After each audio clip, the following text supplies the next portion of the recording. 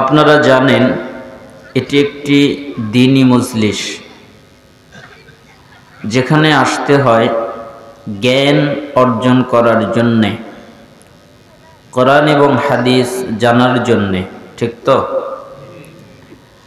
আর কোনো উদ্দেশ্যে এখানে আসাটা উচিত নয়। আপনার নিয়ত হবে আল্লাহকে সন্তুষ্ট করার জন্যে, জ্ঞান অর্জন করতে আপনি এসেছেন, বসেছেন, তাহলে আপনার জন্যে অনেক মর্যাদা রয়েছে কোরআন এবং হাদিসে। রাসূল সাল্লাল্লাহু আলাইহি ওয়াসাল্লাম আপনাদের ব্যাপারে বলেন, মিশকাত 204, মিশকাত 212 নম্বর হাদিস, লম্বা হাদিসের মাঝের অংশে তিনি বলেন, মান সালাকা তরিকান ইয়ালতামিসু ফিহি ইলমান সালাকাল্লাহু লাহু বিহি তরিকান মিন তুরুকিল জান্নাহ। কোন জায়গায় সাহালাল্লাহ এসেছে, কোন জায়গায় ইলাল জান্নাহ এসেছে। অর্থাৎ যে ব্যক্তি জ্ঞান অর্জন করার জন্যে, ইলম অর্জন করার জন্যে, কোরআন এবং হাদিস জানার জন্যে কোনো জায়গায় যায়, আল্লাহ তাআলা এর বিনিময়ে তার জান্নাতের পথকে সহজ, সরল, সঠিক করে দেয়। অর্থাৎ কেউ যদি চায় আল্লাহ তাআলা আমার জান্নাতের পথকে সহজ করে দিক, আমার জান্নাতের পথকে সরল করে দিক, আমার জান্নাতের পথকে সঠিক করে দিক, এটা যদি কেউ চায়, তাহলে এমন জায়গায় যেন তারা যায় যেখানে জ্ঞান অর্জন করা যায়, ইলম অর্জন করা যায়। দারিমে 271 নম্বর হাদিস, রাসূল সাল্লাল্লাহু আলাইহি ওয়াসাল্লাম বলেন, যে ব্যক্তি রাতের সামান্য সময়, অল্প সময়, পুরুষ এবং নারী জ্ঞান অর্জন করে, সারা রাত তাহাজ্জুদ পড়লে, নফল সালাত আদায় করলে যে নেকি হয়, আল্লাহ তাআলা ওই নেকি তাকে দান করেন। অত্র হাদিস দ্বারা বোঝা যায় যে নফল সালাত, তাহাজ্জুদ এর চেয়ে জ্ঞানের মর্যাদা আল্লাহর কাছে অনেক বেশি। আত-তারগীব ওয়াত-তারহীব আল্লামা মুনজির রাহিমাহুল্লাহর সংকলিত একটি কিতাব। এই কিতাবের ভিতরে অধিকাংশ হাদিস স্থান পেয়েছে উৎসাহমূলক এবং ভীতি প্রদর্শনমূলক। যে হাদিসগুলো উৎসাহ দেখায়, যে হাদিসগুলো ভয় দেখায়। কিন্তু এই কিতাবের একটি সমস্যা ছিল, তা হচ্ছে অনেক জাল জয়ীফ হাদিস রয়ে গেছে।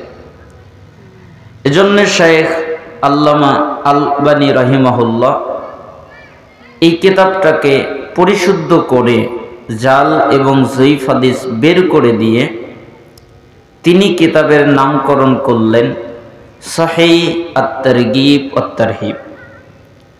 উক্ত কিতাবের 86 নম্বর হাদিস, রাসূল সাল্লাল্লাহু আলাইহি ওয়াসাল্লাম বলেন, যে ব্যক্তি জ্ঞান অর্জন করার জন্য মসজিদে যায়, মসজিদে কেন যায়? জ্ঞান অর্জন করবে, এটা হলো তার নিয়ত। অথবা সে কাউকে জ্ঞান শিখাবার জন্য মসজিদে যায়। কেন যায়? আমি জ্ঞান তাকে, মানুষকে শিখাবো, এটা হলো তার নিয়ত।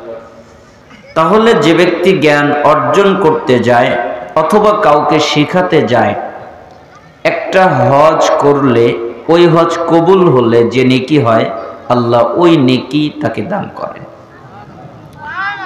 অত্র হাদিস দ্বারা বোঝা যায় জ্ঞানের মর্যাদা হজের চেয়ে অনেক বেশি আল্লাহর কাছে। মিশকাত 220 নম্বর হাদিস, রাসূল সাল্লাল্লাহু আলাইহি ওয়াসাল্লাম বলেন, মান খরাজা ফি তালাবিল ইলম ফাহুয়া ফি সাবিলিল্লাহ হাত্তা ইয়ারজি'। যে ব্যক্তি জ্ঞান অর্জন করার জন্যে, ইলম অর্জন করার জন্যে, কোরআন এবং হাদিস জানার জন্যে বাড়ি থেকে বের হয়। বাড়ি থেকে বের হয় কেন? আমি কোরআন জানবো, আমি হাদিস জানবো, এটা হলো তার নিয়ত।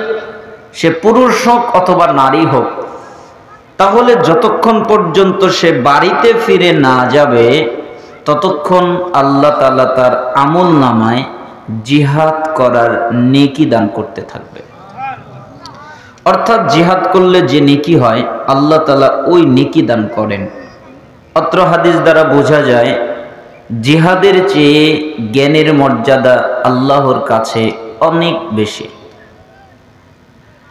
তাবারানী মুজামুল কাবির একটি আশ্চর্য ধরনের হাদিস এসেছে। তাবারানীর আল মুজামুল কাবিরের 639 নম্বর হাদিস, কোন ছাপায় 641 নম্বর হাদিস।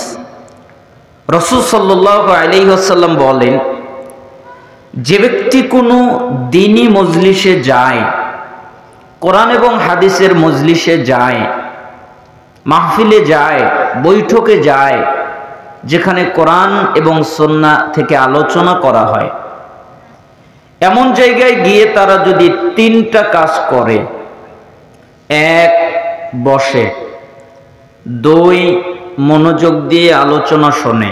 মনোযোগ মানে বাদাম খায় না, বুট খায় না, কালাই খায় না, চা খায় না, কফি খায় না, পান খায় না, পানি খায় না, তারা মনোযোগ দিয়ে কোরআন হাদিসই শোনে। সাহাবেরা বলতে, রাসূল সাল্লাল্লাহু আলাইহি ওয়াসাল্লাম যখন আলোচনা করতেন তখন আমরা মনে করতাম আমাদের মাথায় পাখি বসে আছে, নড়াচড়া করলে পাখি উড়ে যাবে, তাই আমরা নড়াচড়া করতাম না। মনে করতাম মাথায় পাখি বসে আছে, নড়াচড়া করলে পাখি উড়ে যাবে, তাই রাসূল যখন কথা বলতেন আমরা নড়াচড়া করতাম না। আর কেউ কেউ মনে করতেন আমরা পাথর, পাথর যেরকম নড়াচড়া করে না, তারা ওরকম নড়াচড়া করতেন না। তো দ্বীনি মজলিসের যতগুলো আদব, তার মধ্যে একটি আদব হলো মনোযোগ দিয়ে জ্ঞান অর্জন করা। 3 নম্বর, শেষ পর্যন্ত যারা অবস্থান করে, যতক্ষণ পর্যন্ত আলোচনা শেষ না হয়, যতক্ষণ পর্যন্ত বৈঠক শেষের দোয়া পাঠ করা না হয়, ততক্ষণ পর্যন্ত তারা থাকে। আল্লাহ তাআলা বলেন, মুহাম্মদ জি আপনি বলেন। কি বলবো? ওদের বলে দেন, কদ গফারাল্লাহু লাকুম যুনুবাকুম, আমি আল্লাহ তাআলা তাদের অতীত জীবনের যত পাপ আছে সবগুলোকে মাফ করে দিয়েছি। যত পাপ করেছে আমি আল্লাহ কারো পরোয়া করি না।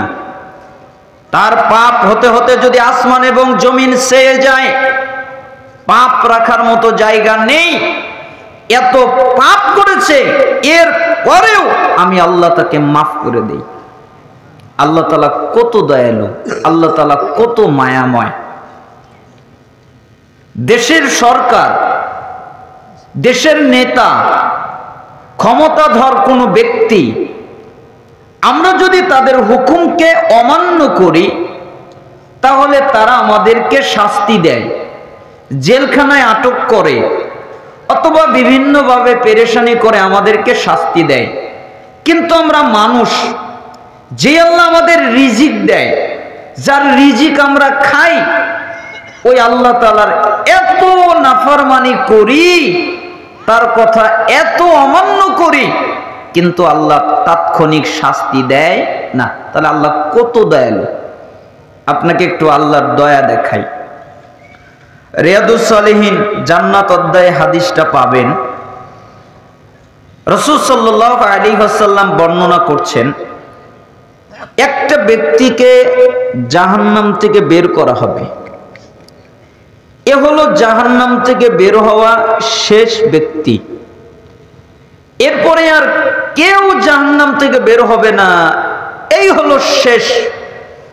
আল্লাহ তাআলা বলবেন, আমার বান্দা জি আমি তোমাকে জাহান্নাম থেকে মুক্তি দিলাম, তোমাকে আরেকটি উপহার দিলাম।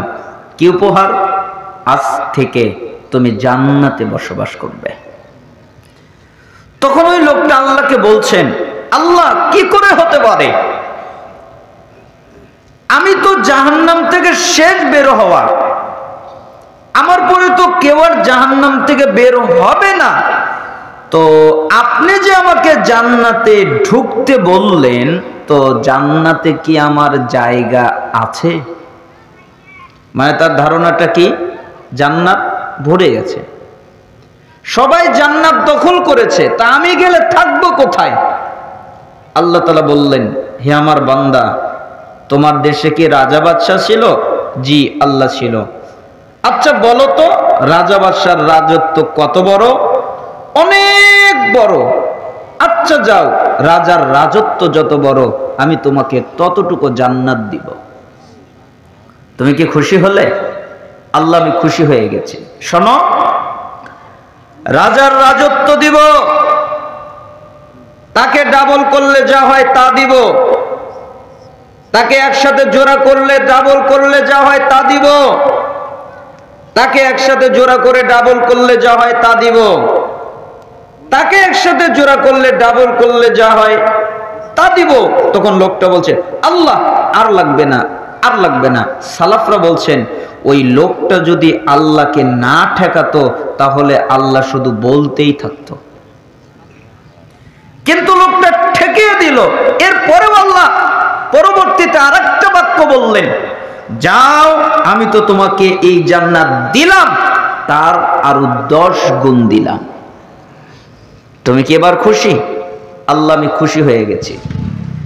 এবার ওই লোকটা আল্লাহকে বলছেন, আল্লাহ একটা কথা বলি, বলো, আমার জান্নাত যদি এমন হয়, আমার জান্নাত যদি এত দামি হয়, তাহলে যারা আপনার নেককার বান্দা, পরহেজগার বান্দা, মুত্তাকি বান্দা, তাদের জন্য কেমন জান্নাত?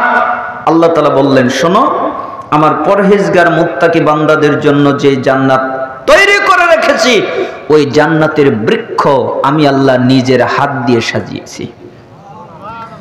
আমি ওই জান্নাতকে নিজের মতো করে সাজিয়েছি।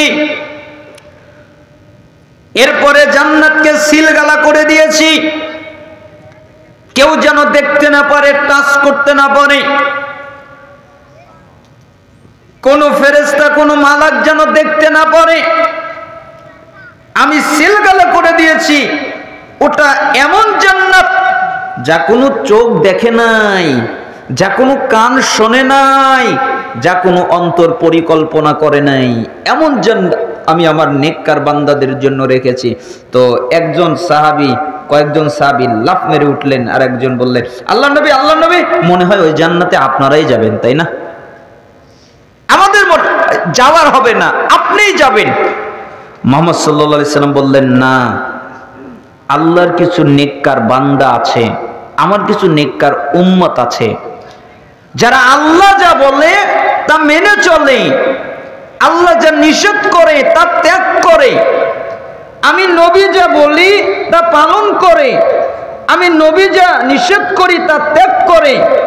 এমনও ইমানদার বান্দা আছে যারা আল্লাহকে দেখেনি, আমি নবীকে দেখেনি, তারপরেও ঈমান আনে, তারপরেও কথা শোনে, আদেশ মানে, নিষেধ ত্যাগ করে, তাদের জন্যও এই জান্নাত। তাহলে আল্লাহ কত দয়ালু। ওই আল্লাহ বলছেন যে দ্বীনি মজলিসে যারা বসে, মনোযোগ দিয়ে আলোচনা শোনে, শেষ পর্যন্ত থাকে, কদ গফরাল্লাহু লাকুম যুনুবাকুম, আমি তাদের অতীত জীবনের যত পাপ আছে সবগুলোকে মাফ করে দেই। শুধু তা নয়, আপনি আরো বলেন, ওয়াবুদ্দিলাত সাইয়্যাতিকুম হাসানাত, আমি তাদের পাপকে নেকিতে পরিণত করে দেই। ওরা যত পাপ করেছে, ওরা যত অন্যায় করেছে, ওরা যত অপরাধ করেছে, আমি তো তা ক্ষমা করি, এবং যত পাপ আছে সবগুলোকে আমি নেকিতে পরিণত করে দেই। সালাত আদায় করলে পাপ ক্ষমা হয়, যাকাত দিলে পাপ ক্ষমা হয়, সিয়াম পালন করলে পাপ ক্ষমা হয়, হজ করলে পাপ ক্ষমা হয়, হিজরত করলে পাপ ক্ষমা হয়, জিহাদ করলে পাপ ক্ষমা হয়, ইসলাম কবুল করলে পাপ ক্ষমা হয়। ইসলামে যত আমল আছে সমস্ত আমলের মাধ্যমে পাপকে ক্ষমা করানো যায়, কিন্তু পাপকে নেকি বানানো যায় না। একমাত্র দ্বীনে মজলিস, এইখানে বসে কোরআন হাদিস শুনে মনোযোগ দিয়ে শেষ পর্যন্ত অবস্থান করলে পাপ তো ক্ষমা হয় এবং আল্লাহ তাআলা পাপকে নেকিতে পরিণত করে দেন। আপনারা কি চান এই ফজিলত আল্লাহ আমাদেরকে দান করুন? এই রিহাইচর মাদ্রাসা পাড়া মানুষজন মনে হয় অনেকেই তারা এই শীতের মধ্যে লেপ গায়ের উপরে দেওয়াকে পছন্দ করেছে। তারা যদি বুঝতো, তারা যদি জানতো যে দ্বীনি মজলিসে বসে কোরআন হাদিস শুনে শেষ পর্যন্ত অবস্থান করলে পাপ ক্ষমা হয়, তাহলে এই খোলা মাঠেও জায়গা দেওয়া যেত না। কিন্তু তারা এগুলো বোঝে না। আল্লাহ সুবহানাহু ওয়া তাআলা যারা আসতে পারে নাই তাদেরকে হেদায়েত দান করুন এবং পরবর্তীতে আসার তৌফিক দান করুন এবং কল্যাণ দান করুন। আমি আমার খুতবার মধ্যে একটি আয়াত পাঠ করেছি, এতক্ষণ আপনাদেরকে মাজলিসের গুরুত্ব বোঝালাম। আল্লাহ তাআলা বলেন, ওয়ামা আতাকুমুর রাসূলু ফাখুযুহু ওয়ামা নাহাকুম আনহু ফান্তাহু। রাসূল মুহাম্মদ তোমাদের যা দেয় তোমরা তা নেও, এবং রাসূল মুহাম্মদ তোমাদেরকে যা থেকে নিষেধ করেন তা থেকে তোমরা বিরত হও। তিনি যা আদেশ করেন তা পালন করো, তিনি যা নিষেধ করেন তা ত্যাগ করো। ওয়াত্তাকুল্লাহ, এ ব্যাপারে আল্লাহকে ভয় করো। ইন্নাল্লাহা শাদীদুল ইকাব, নিশ্চয়ই আল্লাহ শাস্তি দানে কঠোর কঠিন। আল্লাহ শুধু দয়া করতে পারে এমনটা নয়, আল্লাহ শুধু ক্ষমা করতে পারে এমনটা নয়, আল্লাহ আযাবও দিতে পারে, আল্লাহ শাস্তিও দিতে পারে। অতএব আল্লাহর আযাবকে ভয় করে নবী মুহাম্মদ তোমাদের যা বলে তা পালন করো, এবং নবী মুহাম্মদ তোমাদের যা থেকে নিষেধ করে তা থেকে তোমরা বিরত হও, আর এই ব্যাপারে আল্লাহকে ভয় করো। তার মানে আল্লাহর নবী যা বলবেন তা আমাদেরকে পালন করতে হবে, তিনি যা নিষেধ করবেন। আপনারা তো কথা বলছেন না, রাগ করেছেন আমার উপরে? রাসূল যা বলবেন তা কি করতে হবে? পালন করতে হবে। আর তিনি যা নিষেধ করবেন ওটা কি করতে হবে? ত্যাগ করতে হবে। আপনার জীবনে যদি আপনি সফলতা চান, আপনার জীবনে যদি আপনি কল্যাণ চান, আপনার জীবনে যদি আপনি হিদায়াত চান, আপনার জীবন থেকে পাপ যদি ক্ষমা চান, আপনি যদি আল্লাহর ভালোবাসা চান, এগুলো সব পেতে পারেন একমাত্র রাসূলের আনুগত্য করলে। যতক্ষণ পর্যন্ত রাসূলের আনুগত্য নিঃস্বার্থভাবে না করবেন ততক্ষণ পর্যন্ত এগুলো পাওয়া সম্ভব নয়। কোথায় এসেছে সমস্ত কথা?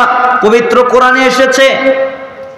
আপনি সূরা আলী ইমরান 31 নম্বর আয়াত পাঠ করেন। আল্লাহ তাআলা বলেন, কুল ইন কুনতুম তুহিব্বুনাল্লাহ, হে নবী আপনি বলেন, তোমরা যদি দাবি করো আমরা আল্লাহকে ভালোবাসি, আমি আল্লাহকে ভালোবাসি, আমি আল্লাহকে মুহাব্বত করি, আমরা আল্লাহকে ভালোবাসি, এই দাবিতে যদি তোমরা দাবিদার হও, ফাত্তাবিউনি, তাহলে আমি নবীর ইত্তেবা করো, আমি নবীর অনুসরণ করো। আমি নবীর অনুসরণ করলে কি হবে? ইহবিবুকুমুল্লাহ, তাহলে আল্লাহ তাআলা তোমাদের ভালোবাসবেন। ওয়াগফির লাকুম যুনুবাকুম, এবং তোমাদের যত পাপ আছে আল্লাহ মাফ করে দিবে। তার মানে রাসূলের আনুগত্য করলে আল্লাহর ভালোবাসা পাওয়া যায়, রাসূলের আনুগত্য করলে পাপ থেকে মাফ পাওয়া যায়। সূরা নূর 52 নম্বর আয়াত আল্লাহ তাআলা বলেন, ওয়া মা ইউতিউল্লাহা ওয়া রাসূলাহু ওয়া ইয়াখশাল্লাহ ওয়া ইয়াত্তাকিহি ফাউলাইকা হুমুল ফাইজুন। যে ব্যক্তি আল্লাহর আনুগত্য করে, যে ব্যক্তি রাসূলের আনুগত্য করে, আল্লাহ যা বলে তা পালন করে, আল্লাহ যা নিষেধ করে তা ত্যাগ করে, আল্লাহর নবী যা আদেশ করে তা পালন করে, আল্লাহর নবী যা নিষেধ করে তা ত্যাগ করে। ওয়ায়াখশাল্লাহ, আল্লাহ ভয় করে চলে। আমি কিভাবে পাপ করতে পারি, আমি কিভাবে সুদ খেতে পারি, আমি কিভাবে ঘুষ খেতে পারি, আমি কিভাবে অন্যায় করতে পারি। আল্লাহ তো দেখছেন, আল্লাহকে ভয় করে চলে, তাকওয়া অবলম্বন করে, মুত্তাকি হয়ে থাকে। তাকওয়া মানে পাপ থেকে বেঁচে চলে। ফাউলাইকা হুমুল ফাইজুন, এরাই হলো সফল কাম। যারা রাসূলকে মানলো এরা কি সফল কাম। চারটি কথা বললেন, তার মধ্যে একটা, এক আল্লাহর আনুগত্য করো, দুই রাসূলের আনুগত্য করো, তিন আল্লাহকে ভয় করো, চার তাকওয়া অবলম্বন করো। এর মধ্যে একটা রাসূলের আনুগত্য করো। তার মানে রাসূলের আনুগত্য করলেও সফলতা পাওয়া যায়। সূরা নিসা 13 নম্বর আয়াত, সূরা আলী ইমরান 15 নম্বর আয়াত, সূরা ফাতহের 17 নম্বর আয়াত। আল্লাহ তাআলা বলেন, যে ব্যক্তি রাসূলের আনুগত্য করে আল্লাহ তাআলা তাকে এমন জান্নাত দিবেন যে পায়ের নিচ দিয়ে নদী প্রবাহিত হবে। পায়ের নিচ দিয়ে কি প্রবাহিত হবে? নদী। সূরা আরাফ 158 নম্বর আয়াত, ফাআমিনু বিল্লাহি ওয়া রাসূলিহিন নাবিয়্যিল উম্মিয়্যি আল্লাযী ইউমিনু বিল্লাহি ওয়া কালিমাতিহি ওয়াত্তাবিউহু লাআল্লাকুম তাহতাদুন। তোমরা ঈমান আনো আল্লাহর প্রতি এবং আল্লাহর বার্তাবাহক উম্মি নবীর প্রতি। কেন? যে নবী আল্লাহর প্রতি ঈমান এনেছেন, আল্লাহ যে কিতাব নাজিল করেছেন ওই কিতাবের প্রতি ঈমান এনেছেন, তোমরা ওই নবীর আনুগত্য করো, তোমরা ওই নবীর ইত্তেবা করো, তোমরা ওই নবীর অনুসরণ করো, লাআল্লাকুম তাহতাদুন, তাহলে আল্লাহ তাআলা তোমাদেরকে হিদায়াত দান করবেন। কি দান করবেন? হিদায়াত। চারটি আয়াত থেকে 5টা জিনিস পেলাম। এক, আল্লাহর ভালোবাসা, দুই হিদায়াত, তিন পাপ থেকে ক্ষমা, চার সফলতা, পাঁচ জান্নাত। আবার শোনেন, এক আল্লাহর ভালোবাসা, দুই হিদায়াত, তিন পাপ থেকে ক্ষমা, চার সফলতা, পাঁচ জান্নাত। কারা পাবে? যারা রাসূলের আনুগত্য করবে। এই জন্য আপনার আর আমার নিঃশর্তভাবে রাসূলের আনুগত্য করতেই হবে। আবু দাউদের 4607 নম্বর হাদিস, তিরমিজি 2676 নম্বর হাদিস, ইবনু মাজার 42 নম্বর হাদিস, ইবনু হিব্বানের 5 নম্বর হাদিস, সহিহ আত-তারগিব আত-তারহিবের 37 নম্বর হাদিস। লম্বা হাদিসের এক অংশে আল্লাহর নবী বলেন, ওয়া ইন্নাহু মান ইয়াইশ মিনকুম বা'দি ফাসায়ারা ইখতিলাফান কাসীরা ফাআলাইকুম বিসুন্নতি ওয়া সুন্নাতিল খুলাফাইর রাশিদিনাল মাহদিয়্যিন আদ্দু আলাইহা বিন-নাওয়াজিস।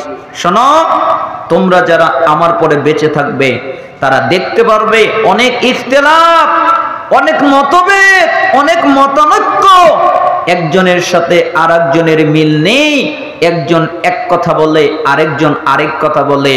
ইখতিলাফ দেখতে পাবে, মতভেদ দেখতে পাবে, মতানৈক্য দেখতে পাবে। যখন তোমরা ওই অবস্থায় পড়ে যাবে তখন তোমাদের উপরে আবশ্যক হলো আমার সুন্নাত আর আমার খোলাফায়ে রাশিদিনের সুন্নাতকে আঁকড়ে ধরা। কিভাবে? আদ্দু আলাইহা বিন-নাওয়াজিজ, মারির দাঁত দিয়ে কামড়ে শক্ত করে আঁকড়ে ধরা। যেরকম মারির দাঁত দিয়ে কোনো কাপড় আঁকড়ে ধরলে ওটাকে সরানো যায় না, ওটাকে ছিটানো যায় না, ওটাকে সরিয়ে নেওয়া যায় না, কঠিন ব্যাপার। ঠিক তুমি সুন্নাত আমলের মাধ্যমে, তুমি পালন করার মাধ্যমে আমার সুন্নাতকে আঁকড়ে ধরে থাকবে, যেন তোমার থেকে আমার সুন্নাত দূরে সরে না যায়। এজন্য আমরা বলতে চাই, বাপ দাদা আহলে হাদিস তাই আমি আহলে হাদিস, এ কথাই পরিপূর্ণ ঠিক নয়। বাপ আহলে হাদিস নয় তাই আমি আহলে হাদিস হতে পারবো না, এ কথাও ঠিক নয়। পৃথিবীতে যারা যেখানে মানুষের মতামত উপেক্ষা করে কোরআন এবং বিশুদ্ধ হাদিস মেনে চলে, জীবন যাপন করে, এরাই হলো আহলে হাদিস। আর এদের একটা আকীদা এরা এদের একটা বিশ্বাস হলো আমরা আহলুল হাদিস মানুষ, আমরা ফাঁসির মঞ্চে ঝুলতে রাজি আছি, আমরা বুলেট বোমার আঘাত খেতে রাজি আছি, এটা আমরা সহ্য করতে রাজি আছি, কিন্তু ইমামের পিছনে জোরে আমিন বলা বন্ধ করতে, রফুল ইদাইন বন্ধ করতে, বুকে হাত বাঁধা বন্ধ করতে, সূরা ফাতিহা পড়া বন্ধ করতে, পায়ে পা কাঁধে কাঁধ মিলানো বন্ধ করতে আমরা রাজি নই, ফাঁসির মঞ্চে ঝুলতে রাজি আছি। এটা হলো আহলে হাদিসের বৈশিষ্ট্য। কেন? তারা সুন্নাতকে মজবুতভাবে শক্তভাবে আমলের মাধ্যমে আঁকড়ে ধরে। আমাকে অনেক ডক্টর শায়েখ বলে যে সুন্নাত নিয়ে এত বাড়াবাড়ি করার দরকার নাই। তখন আমি তাকে বলি, আপনি যে বললেন সুন্নাত নিয়ে বাড়াবাড়ি করার দরকার নাই, এই যে আমি বাশার বিন হায়াত কোনদিন আকীদা বিশুদ্ধ কাকে বলে এটা আমি জানতাম না। আমার আকীদা ছিল ভ্রান্ত, আমার আকীদাই ছিল শিরক, আমি আল্লাহকে চিনিনি। অথচ বাংলাদেশের সর্বোচ্চ ডিগ্রি মুফতি তা শেষ করলাম, এরপরে আমি আকীদা কি বুঝতে পারিনি, আমি বাতিল আকীদা শিখেছি।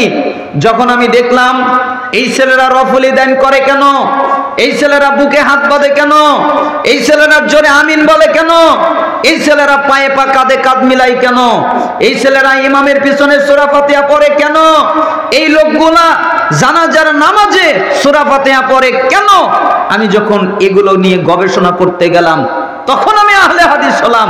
তো ছোটখাটো বিষয় এটাই যদি আমি না বুঝতাম তাহলে আজকে আমি সহিহ আকীদায় আসতে পারতাম না। অতএব ছোট বলতে কোনো জিনিস নাই, রাসূলের সুন্নাত যেটা ওটাকেই আঁকড়ে ধরা, ওটাকেই পালন করা মুসলমানদের জন্য কল্যাণজনক। এই জন্য রাসূলের আনুগত্য করতে হবে, ইত্তেবা করতে হবে, মানতে হবে, রাসূলের অনুসরণ করতে হবে।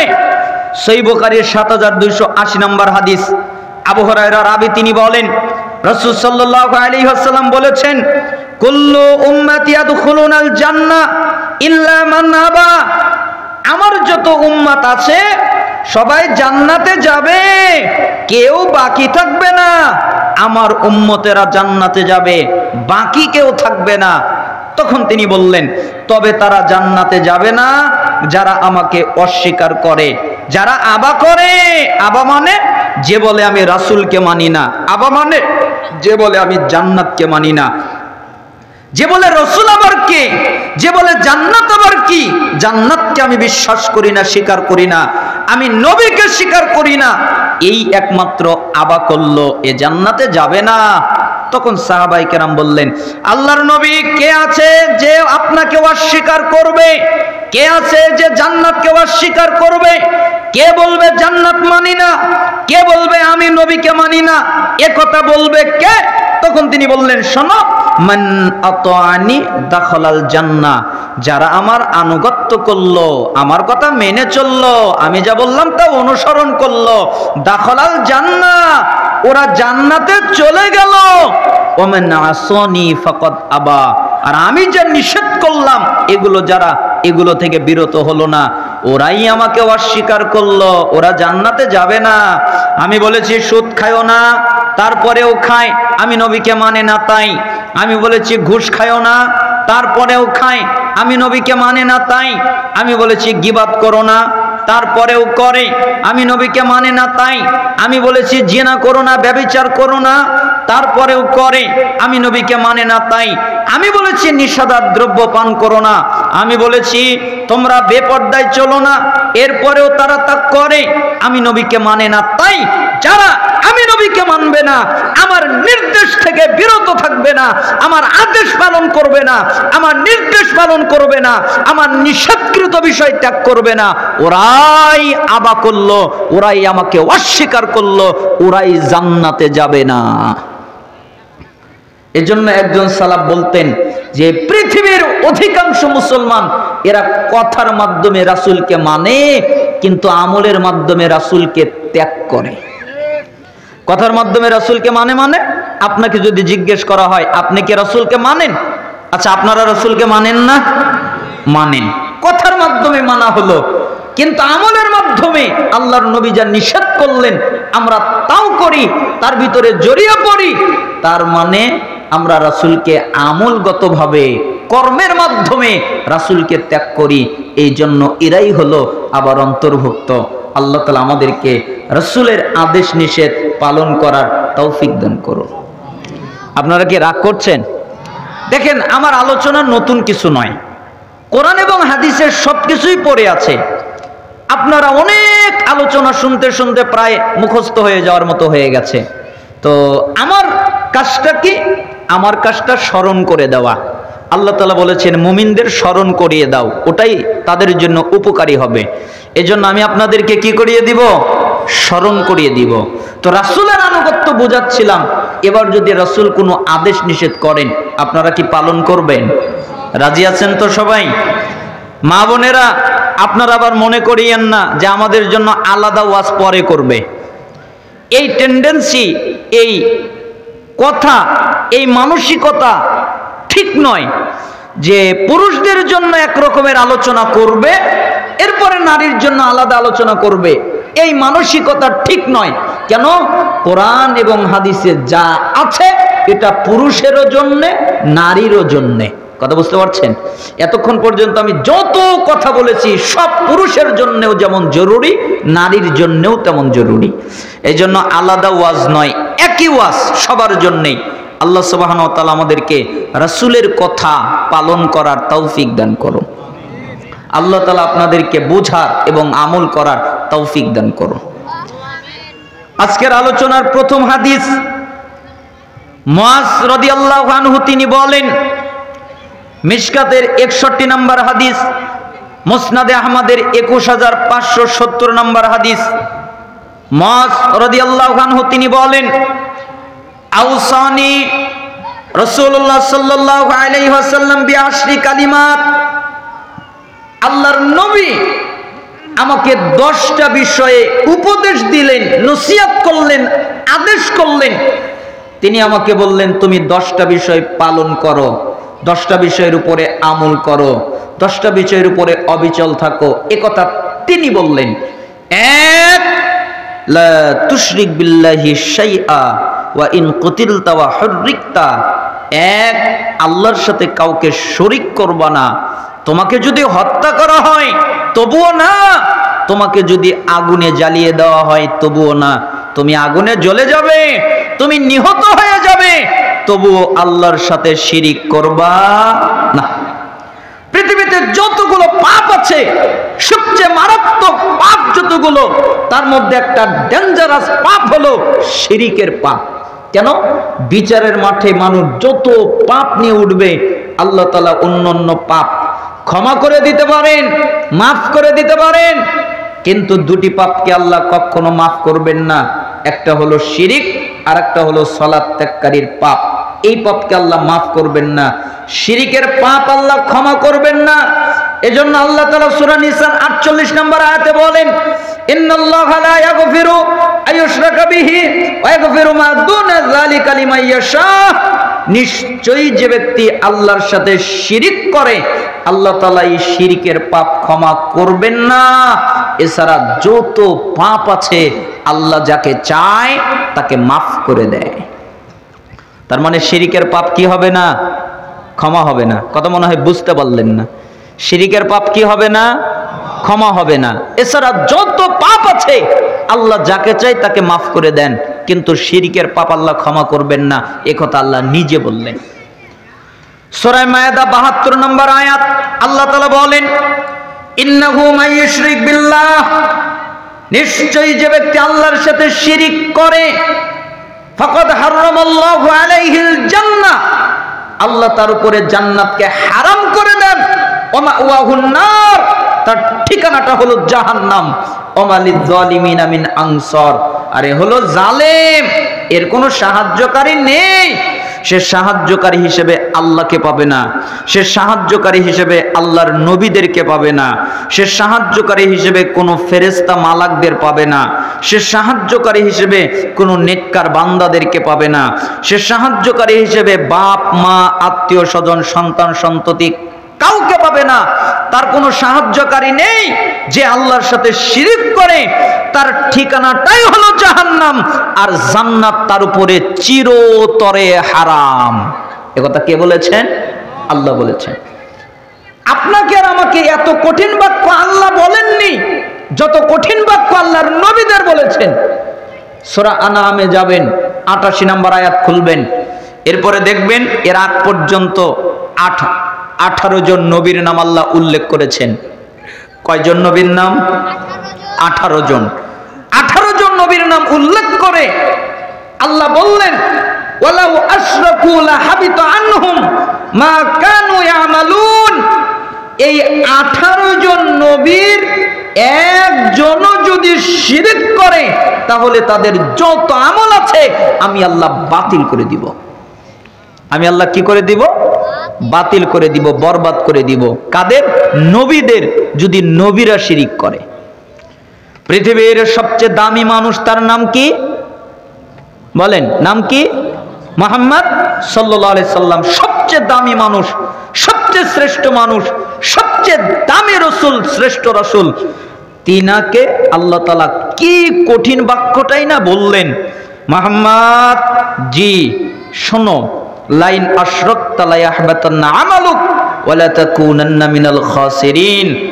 আপনিও যদি শিরক করেন তাহলে আপনার যত আমল আছে আমি সমস্ত আমলকে বাতিল করে দিব, আর আপনি হয়ে যাবেন ক্ষতিগ্রস্তদের অন্তর্ভুক্ত।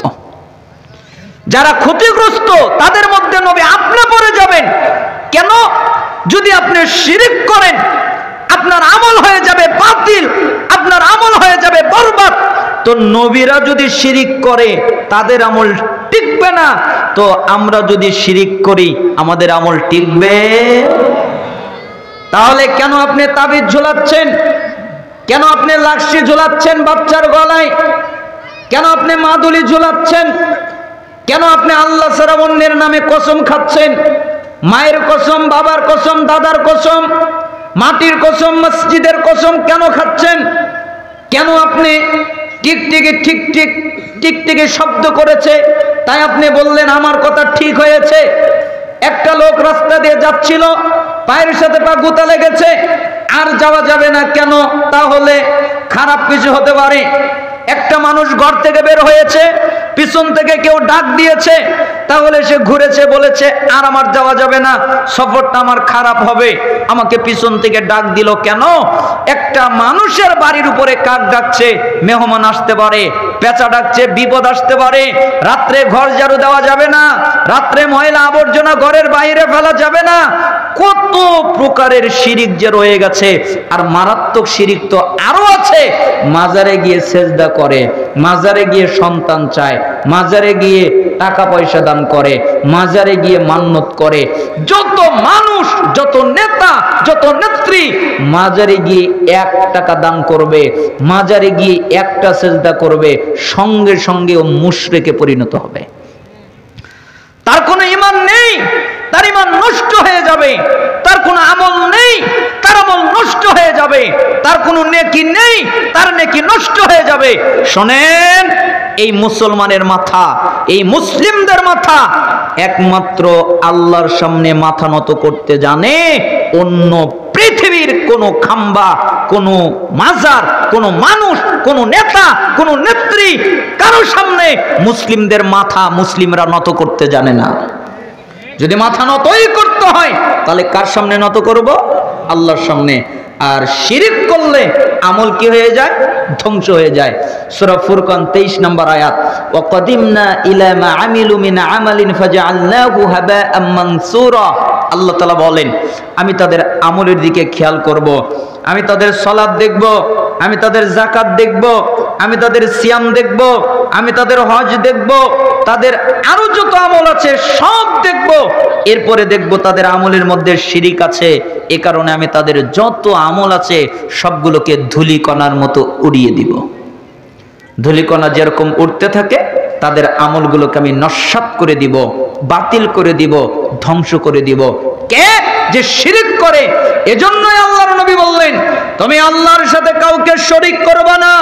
তোমাকে যদি হত্যা করা হয় তবুও না, তোমাকে যদি আগুনে জ্বালিয়ে দেওয়া হয় তবুও না, তুমি আগুনে জ্বলে যাবে, তুমি নিহত হবে, তুমি মরে যাবে, তবুও আল্লাহর সাথে শিরক করা যাবে না। ওয়ালা তাউক্কান্না ওয়ালিদাইক ওয়া ইন আমারাকা আন তাখরুজা মিন আহলিকা ওয়া মালিক। 2, পিতামাতার নাফরমানি করবা না। তোমার বাপ মা যদি তোমাকে তোমার পরিবার পরিজন ছেড়ে দিতে বলে তুমি তাই করবে। তোমার বাপ মা যদি তোমাকে তোমার স্ত্রী তালাক দিয়ে দিতে বলে তুমি তাই করবে। তোমার বাপ মা যদি বলে তোমার সম্পত্তি দান করে দাও, ব্যয় করে দাও, তুমি তাই করবে। তবুও পিতামাতার নাফরমানি করবা না। পিতামাতার নাফরমানি করা যায় না। একমাত্র পিতামাতা যদি আল্লাহর নাফরমানি করতে বলে তাহলে পিতামাতার কথা মানা যাবে না। কিন্তু বৈধ বিষয়ে পিতামাতার প্রত্যেকটা কথাকে পালন করতে হবে, জরুরি। আজকে বাংলাদেশের অধিকাংশ যুবক পিতামাতার গুরুত্বই দেয় না। তারা কি বলল, তারা কি কথা বলল, এর 5 পয়সা মূল্য তারা দিতে যায় না, দেয় না। যে আর বাংলাদেশ তো আশ্চর্য দেশ। বাংলাদেশের নাকি 93% মুসলমানের দেশ, তার অধিকাংশ মানুষই বৃদ্ধা হয়ে যাওয়ার পরে তাদের আশ্রয় জোটে বৃদ্ধাশ্রমে। বাংলাদেশে কেন বৃদ্ধাশ্রম হবে? এটা মুসলমানের রাষ্ট্র, এটা মুসলমানের দেশ। মুসলমান দেশে কেন বৃদ্ধাশ্রম হবে?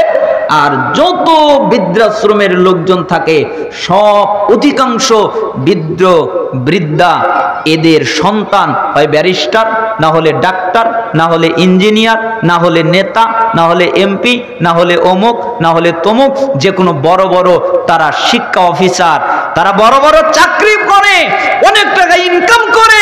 কিন্তু স্ত্রী বলেছে বাপ মাকে রাখা যাবে না।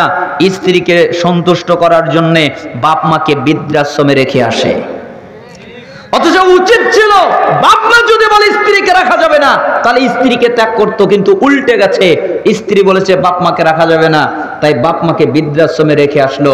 তবে এদের মধ্যে অনেক ভালো মানুষও আছে, সরকারি চাকরিজীবীর মধ্যে অনেক ভালো মানুষও আছে যারা বাপ মাকে সম্মান করে।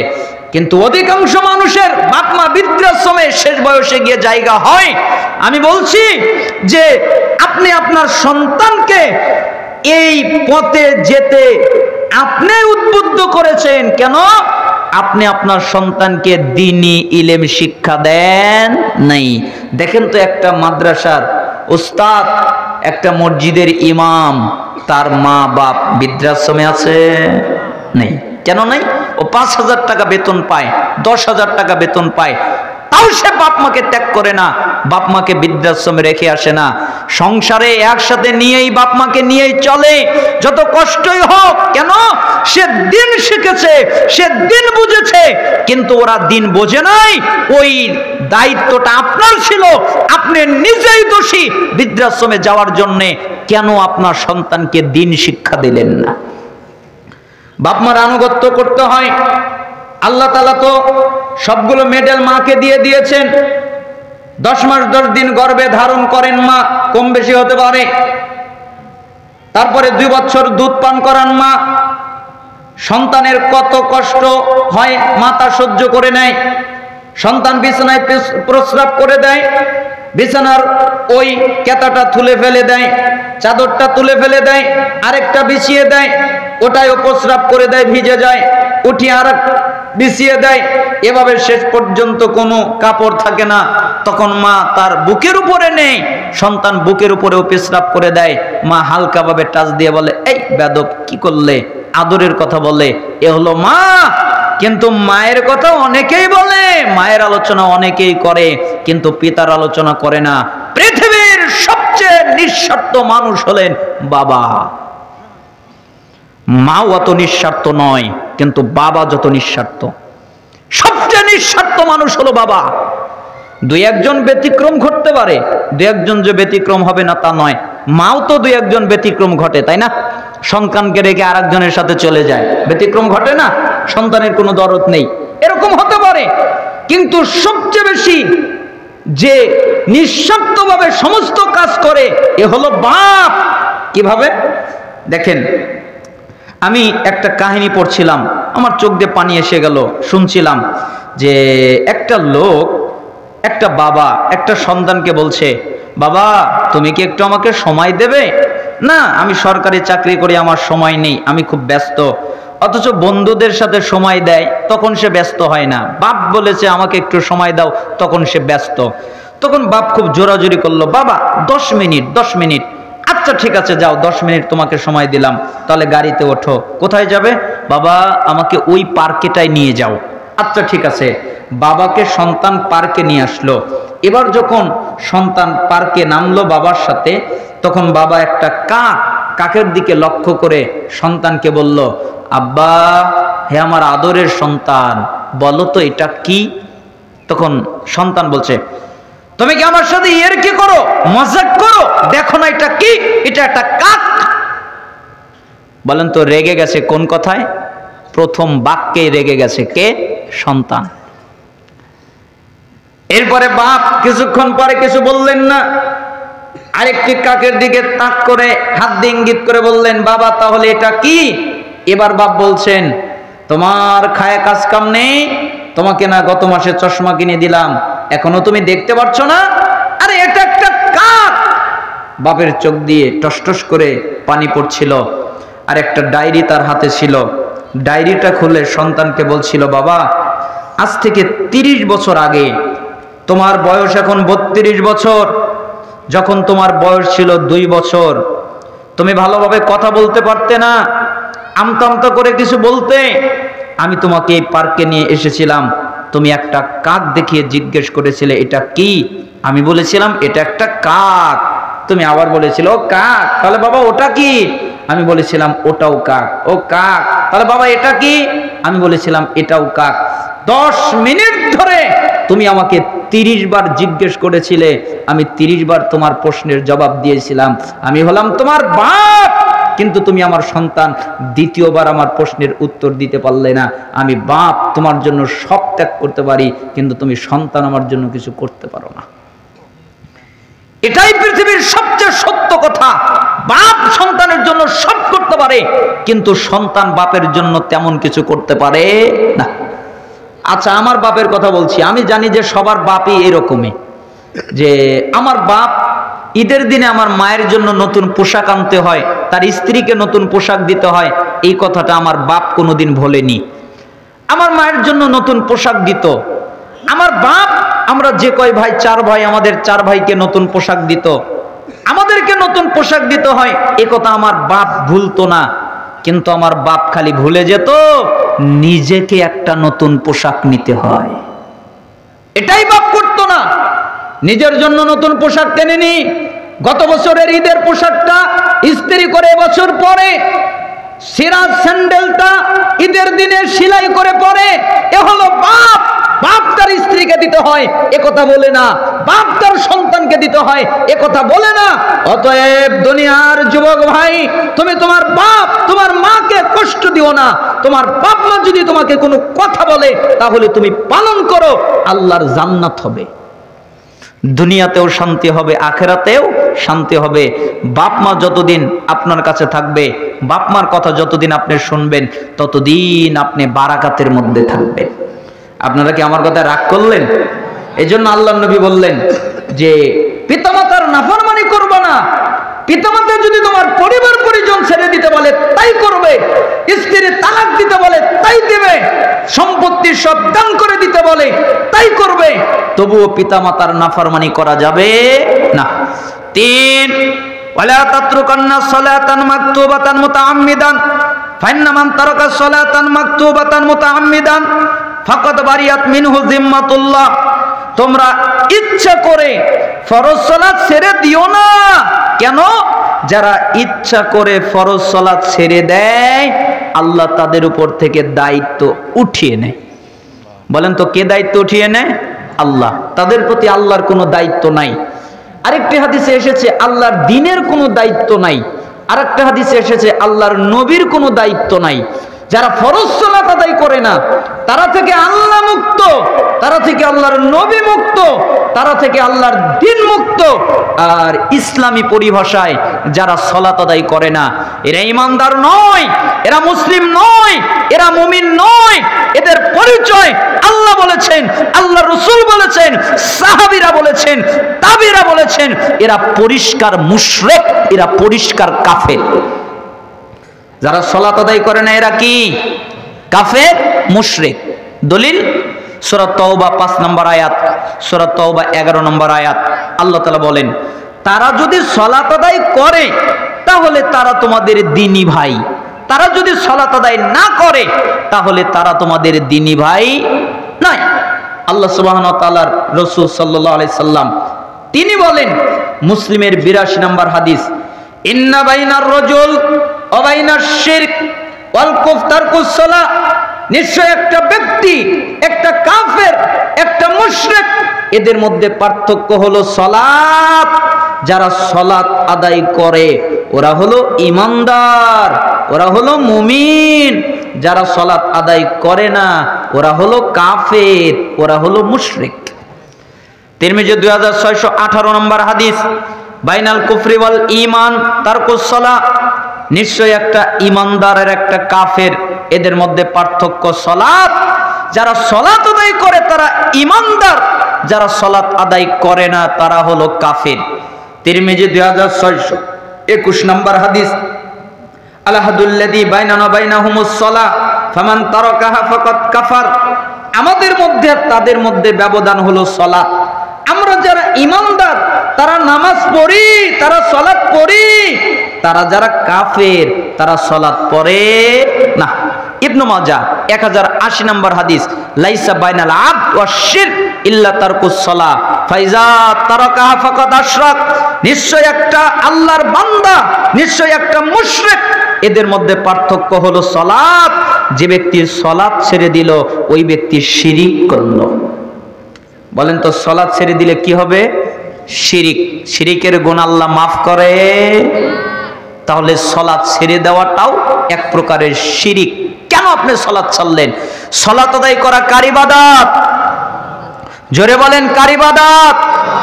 আর সালাত আদায় না করাটা কার ইবাদত? শয়তানের ইবাদত। তা আপনি যদি শয়তানের ইবাদত করেন তাহলে আল্লাহর ইবাদতে শিরিক করলেন। কেন আপনি সালাত আদায় করলেন না? তার মানে আপনি শিরিক করলেন। রাসূলের হাদিস দ্বারা প্রমাণিত হয়ে গেল যারা সালাত আদায় করে না ওরা ঈমানদার না। পরবর্তী প্রজন্ম সাহাবী আব্দুল্লাহ বিন মাসউদ রাদিয়াল্লাহু আনহু তিনি বলেন, মান তারাকাস সালাহ ফালা দীনা লাহু, যারা সালাত আদায় করে না, নামাজ পড়ে না, তাদের দ্বীন নেই, তাদের ইসলাম নেই।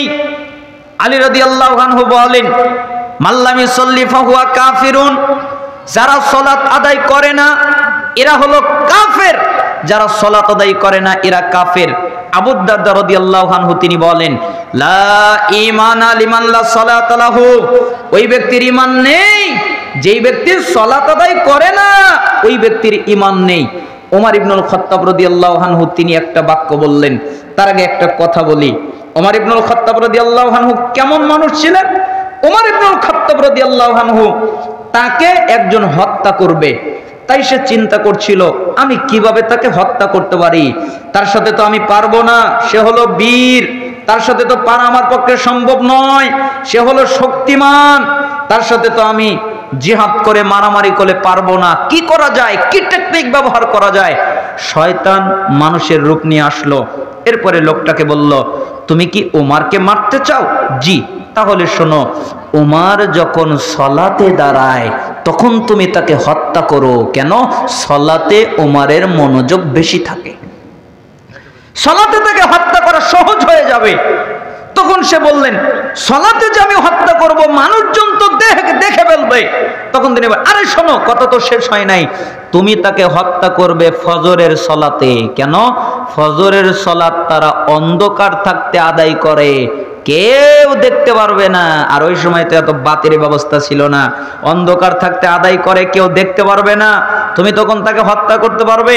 ঠিক ওই ঘাতক ফজরের সালাতে বিষে ছুরি লাগিয়ে, ওই বিষ মাখা ছুরি নিয়ে মসজিদে প্রবেশ করে ওমর ইবনুল খাত্তাব রাদিয়াল্লাহু আনহুর পেটে বারবার আঘাত করেছেন সালাতের মধ্যে।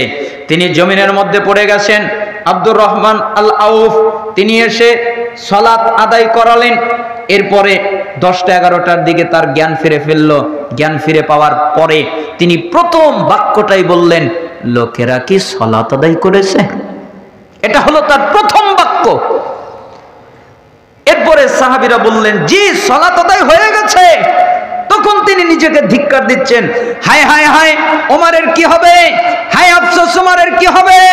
লা হাজ্জা ফিল ইসলাম লিমান তারাকাস সালাহ। ওই ব্যক্তির ইসলামে কোনো জায়গা নেই যে ব্যক্তি সালাত আদায় করে না।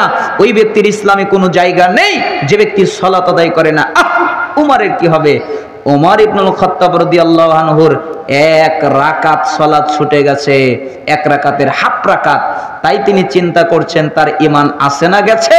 আর আপনি দৈনিক 5 ওয়াক্ত সালাত ত্যাগ করেন আর বড় করে বলেন আমি নামাজ না পড়লে কি হবে, আমার ঈমান ঠিক আছে, তাই না? আপনার উপরে ঠিক। ওমর ইবনুল খাত্তাব কেমন মানুষ আপনাকে একটু বলি। তরবারি বের করে চলে আসছিলেন মুহাম্মদ সাল্লাল্লাহু আলাইহি সাল্লামের কাছে তাকে হত্যা করার জন্য। দেখলেন আল্লাহর নবী কাবা ঘরের মধ্যে সালাতে দাঁড়িয়ে পড়েছেন। তখন ওমর কোরআন তেলাওয়াত শুনছেন আর বলছেন, এটা কি কোনো কবির কবিতা? তখন আল্লাহর নবী আয়াত পাঠ করলেন, এটা কোনো কবির কবিতা নয়। তখন তিনি বললেন, তাহলে কি এটা কোনো জাদুকরের জাদু? আল্লাহর নবী আয়াত পাঠ করলেন, এটা কোনো জাদুকরের জাদু নয়। ওমর ইবনুল খাত্তাব বললেন, তাহলে কি এটা মানব রচিত কোনো কিতাব? আল্লাহ তাআলা বললেন, এটা মানব রচিত কোনো কিতাব নয়। এ কথা বলে, এ কথা শোনার পরে ওমর বললেন, হায় হায় হায়, আমি যা বলি সে তো তাই বলে, আমি যা বলি সে তো তাই বলে, কেমনে এগুলো জানতে পারে? এ কথা বলে তিনি বাড়ির দিকে চলে গেলেন। ওই দিন আর হত্যা করলেন না। মারার জন্য এসেছিলেন ঠিকই, কিন্তু কিছু না করে চলে গেলেন। কি যে হলো তার মনে আল্লাহ ভালো জানেন। এরপরে কিছুদিন পর তরবারি নিয়ে আবার বের হয়েছেন। একটা লোকের সাথে সাক্ষাৎ হয়েছে। আপনি তরবারি নিয়ে কোথায় যাচ্ছেন? খোলা তরবারি নিয়ে। আরে মুহাম্মদ আমাদের দেবদেবীদের গালি দেয়, আমরা যেই মূর্তি পূজা করি তাদের গালি দেয়, তার বদনাম করে, তার নিন্দা করে। আমি উমর আজকে মুহাম্মদের শরীর থেকে মাথাটা আলাদা করে দিব, এজন্য আমি যাচ্ছি। তখন লোকটা বললেন, আরে মুহাম্মদের কাছে পরে যাও, তোমার যে বোন, তোমার যে বোনের স্বামী, তারা যে ইসলাম কবুল করেছে, মুহাম্মদের দিন কবুল করেছে, এটা কি তুমি জানো? ওমর ইবনুল খাত্তাব শুনে রাগে ফায়ার হয়ে মুহাম্মদ সাল্লাল্লাহু আলাইহি সাল্লামের কাছে না গিয়ে বোনের বাড়িতে চলে গেলেন। বোনের বাড়ির দরজার কাছে যখন গেলেন তখন দেখেন ঘরের ভিতর থেকে কোরআনের তেলাওয়াতের আওয়াজ আসছে। কিছুক্ষণ থমকে দাঁড়ালেন। এরপরে কিছুক্ষণ পরে দরজায় নক করলেন। দরজাটা খুলে দেওয়া হলো। খাব্বাব কোরআন তেলাওয়াত করছিলেন। খাব্বাব পালিয়ে গেলেন, আড়াল হলেন। এরপরে ঘরের ভিতরে ঢুকে বললেন, তুমি কে তেলাওয়াত করলে? এটা মুহাম্মদের সেই বাণী নয়? তারা বললেন, জি। এ কথা বলা সত্য সঙ্গে সঙ্গে ওমর ইবনুল খাত্তাব বোনকে এমন পেটন দেওয়া দিলেন, মার দিতে দিতে একবারে জমিনের ভিতরে শুয়ে দিলেন। শুয়ে দিয়ে মাথার উপরে পা দিয়ে জাতি দিয়ে বলছেন, বল মুহাম্মদের দিন ত্যাগ করবি কিনা, বল মুহাম্মদের দিন ত্যাগ করবি কিনা।